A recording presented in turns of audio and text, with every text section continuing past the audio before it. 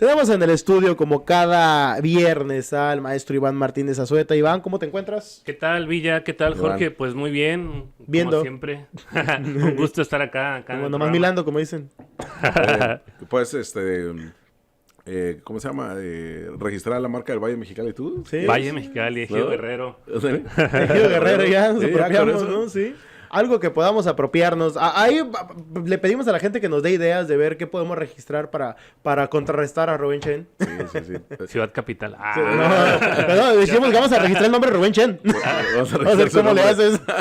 Ahí, Iván, ¿qué temita traes para hoy? Pues la semana pasada, como bien saben, se conmemoró el Día Internacional del Trabajo. Se hizo una marcha aquí en Mexicali y en todo el mundo se hacen estas demostraciones, ¿no? Y paralelamente el gobierno federal anunció una reforma muy importante, ya la implementación de la jornada laboral de 40 horas, que me parece que es una demanda de muchos años del movimiento obrero, de la clase trabajadora en México. Y va a ser, lo que se anunció fue que va a ser un proceso de implementación gradual, paulatino, de aquí a 2030, enero de 2030. Sin embargo, no va a ser igual para todos los tamaños de empresas. Exacto. Para las empresas grandes se les establece un periodo de 6 meses para De más de implementar, 100 empleados, ¿no? de más de 100 empleados. Posteriormente a las medianas, creo que es 1 año y medio. A las pequeñas, 2 años, y a las microempresas, 3 años y medio, ¿no? Esas son las últimas que entrarían ya con esa jornada laboral de 40 horas. Y insisto, me parece que es una reforma importante porque México es el país de la OCDE, de la Organización para la Cooperación y el Desarrollo Económico, que más trabaja, que más horas, me parece que en promedio son alrededor de 43 horas semanales. Restando, obviamente, ahí se promedian el año, las horas laborables, y obviamente se le resta los días festivos y también los días de descanso. Curiosamente, cuando la derecha nos mide en términos educativos, de economía, con los países de la OCDE, que son totalmente diferentes al nuestro, con Claro. desigualdades totalmente distintas, pero Vamos a cuando se trata del tema de las horas, ahí sí no nos quieren medir con la OCDE, ¿no? Sí, por supuesto. Y yo creo que es una vergüenza mundial, pues, ser parte de esta organización que se supone que es la que, digamos, donde están los países más desarrollados económicamente, donde se hacen intercambios y que seamos el último lugar, o bueno, en el primer lugar en horas trabajadas. Y también de ahí le sigue, por ejemplo, países como Costa Rica, Colombia, Chile, Grecia también es uno de los que más trabaja. Y lo contrario es Alemania. Alemania es el de los que menos trabaja 25 horas en promedio a la semana. Insisto, no significa que los alemanes tengan una jornada de 25 horas, sino que tienen muchas vacaciones, ¿no? Son los países que tienen más vacaciones. Aquí, por ejemplo, las vacaciones son de 12 días después del primer año, hasta 20 días máximo. Y ahorita, porque antes eran menos. O sea, Ahorita, antes eran menos, claro. Recientemente, Sí. Sí, el año pasado se Pues reformó. era la primera vez en 50 años que no se modificaba una reforma en favor del trabajador con el tema de la ley federal del trabajo. Sí, sin duda, Villa. Y no solamente hay que tomar en cuenta el tiempo de trabajo, sino los salarios. Si hace la relación entre trabajo y salario, también somos el primer lugar. Hay otro indicador que mide la OCDE, que es digamos, lo caro o el costo del tiempo libre. Entonces, en México también somos el país de la OCDE con el tiempo libre más caro, que insisto, tiene que ver con cuánto trabajas y el cuánto percibes, ¿no? Y evidentemente cómo utilizas lo que percibes para tu tiempo libre, ¿no? Entonces, sí, definitivamente es una reforma muy, muy importante, y cabe decir que esta condición que tenemos ahora, como lo podemos decir incluso ya en términos más críticos, somos unos países con el trabajo más explotado del mundo, ¿no? Incluso hay un concepto que se llama superexplotación, que tiene que ver con aumentar la jornada laboral, reducir el salario, incluso reducir el fondo de consumo del trabajador, ¿no? O sea, suben los precios, la inflación, cuando sube más allá del salario mínimo, implica que se aumentan los niveles de explotación, porque al final de cuentas, con el salario tú vas y compras bienes de consumo con los que te sostienes, ¿no? Entonces, esa ha sido consecuencia, insisto, del neoliberalismo. Fue un gran triunfo del neoliberalismo, construir esas condiciones que convirtieron a México en un paraíso de contratación, ¿no? Y no solo construir eso, sino que también se llegó a ser que el sentido común de la visión neoliberal sea el sentido de todos, ¿no? O sea, Claro. Sí. que ahora realmente adoptemos esta postura de que valemos en función del trabajo que generamos y nada más. Nuestro valor es exclusivamente nuestro trabajo, ¿no? Claro. Y cuando te ha llevado escenarios justamente del exceso de trabajo o del exceso o de la falta de El esparcimiento burnout. y de convivencia con tu familia a temas de violencia, temas de suicidios, temas de depresión, de ansiedad, aun cuando habrá gente que diga, no, yo no lo tengo, pero bueno, no se lo he identificado. Pero ¿qué opinión te merece, Iván, que pues por un lado la presidenta en pleno día del trabajo anuncia esto frente a empresarios y es prácticamente una línea que ella ha marcado por sí sola? ¿Por qué? Porque el Congreso de la Unión, ¿cómo le ha batallado con esto? Apenas el Congreso de la Unión, en el próximo periodo de sesiones, van a empezar con las mesas de trabajo. Pero ella ya definió cómo se va a dar, ¿no? Sí, sí, Jorge, pues porque en el Congreso hay muchos intereses Sí. incrustados en el propio partido en el poder, ¿no? Ahí se sientan, los empresarios siguen teniendo... El lobbying, ¿no? Los que nos has hablado. El gran lobby sigue teniendo ahí gran incidencia en el Congreso. Y sí, en efecto, aunque ya se anunció, va a haber estas mesas de diálogo. Se supone que también van a incluir al sector trabajador en las mesas, pero obviamente pues que las y los trabajadores pues les conviene, es una reforma a su favor, y donde está la resistencia es en el sector empresarial, sin duda. Ujú. Pero también hace falta, yo creo que cualquier reforma laboral benigna para los trabajadores también requiere que se fortalezca la democracia sindical, ¿no? Que haya verdaderos sindicatos que representen los intereses de la clase trabajadora, porque en realidad, pues, sobre todo los trabajadores desorganizados, pues son más vulnerables a que te abusen la patronal, ¿no? Ese es el gran tiro, ¿no? Ese es el gran tiro. Los sindicatos blancos, ¿no? Sí, sí, sin duda. Y que son creados por las mismas empresas justamente para justificar que tienes un sindicato en beneficio del trabajador, pero que es la manera en la como ellos violan los derechos humanos también y laborales. ¿Ya ven cómo sí son gandallas? Sí.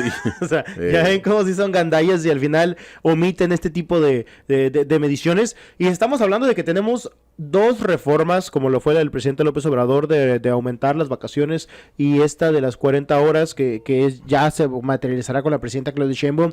Pero aún así, Iván, estamos muy atrás. O sea, aunque los concretáramos, seguimos muy atrás. O sea, tenemos como unos 20, 30 años de retraso en este aspecto, ¿no? Sí, sí, por ejemplo, estaba viendo que la semana pasada también en España se anunció que ya estaba por aprobarse una reforma para reducir la jornada laboral a 37.5 horas a la semana.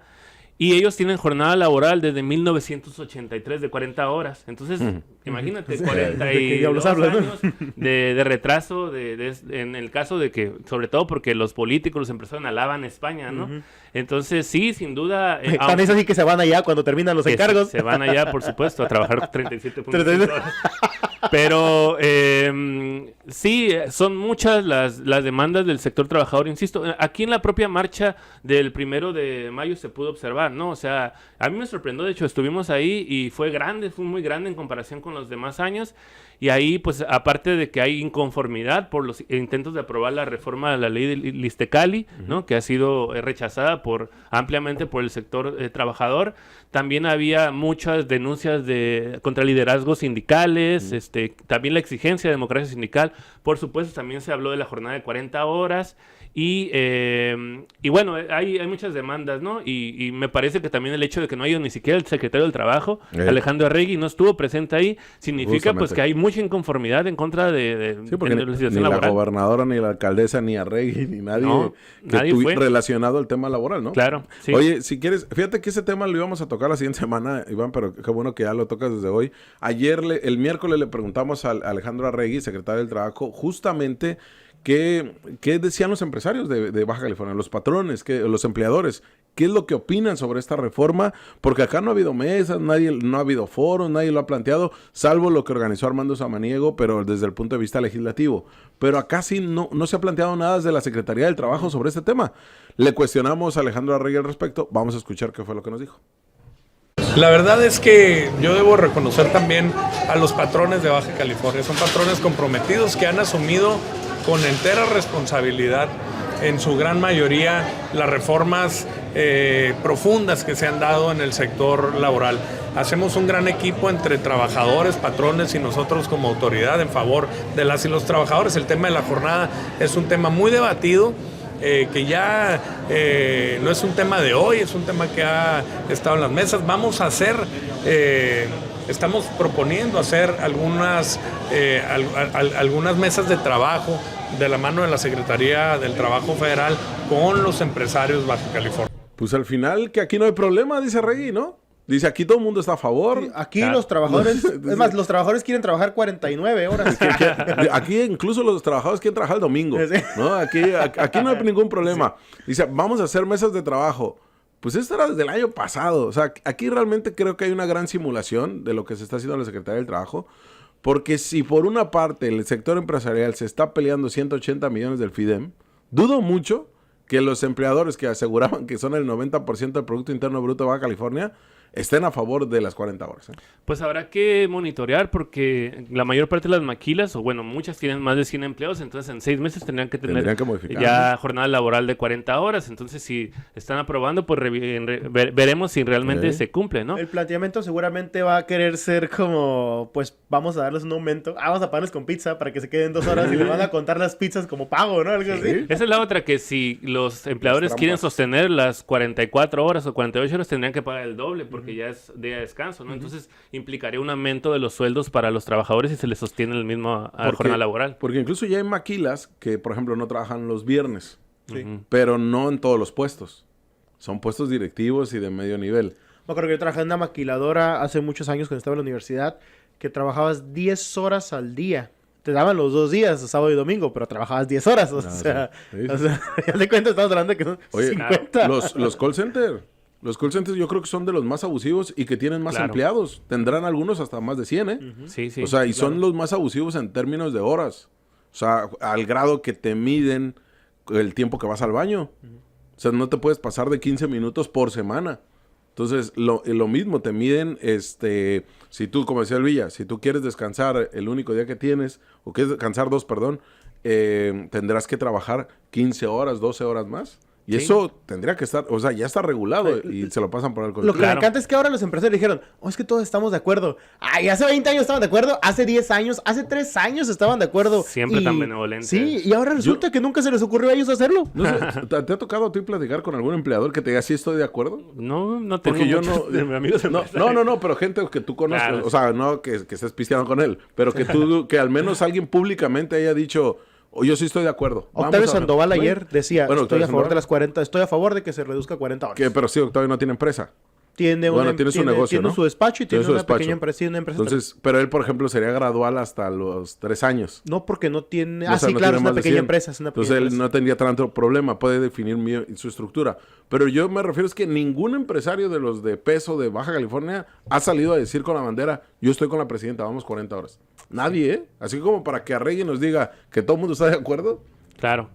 Sí, sin duda, yo creo que también es un momento geopolítico y económico idóneo para impulsar ese tipo de medidas, porque, insisto, ya sea a través del nearshoring, donde la localización sí importa, es decir, no, las empresas van a venir acá a la frontera norte, porque ya no pueden estar o más bien ya no les conviene estar lejos, o sea, eso es el nearshoring, entonces tú puedes aumentar los salarios, ¿no? O sea, no estás compitiendo contra el sector obrero, otras condiciones laborales de países que están lejísimos, o con el tema de los aranceles. ¿Por qué? Porque los aranceles, si se implementan, tienes que fortalecer el mercado interno, tienes que apuntar a las empresas nacionales, entonces te conviene subir los salarios, ¿no? Entonces, digamos que sí hay una crisis en el neoliberalismo que se está viendo, ¿no?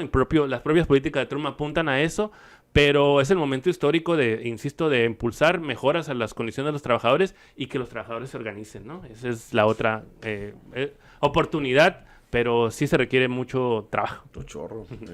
Son los ecos de la nota capital. Ciudad Capital. Las voces de la ciudad.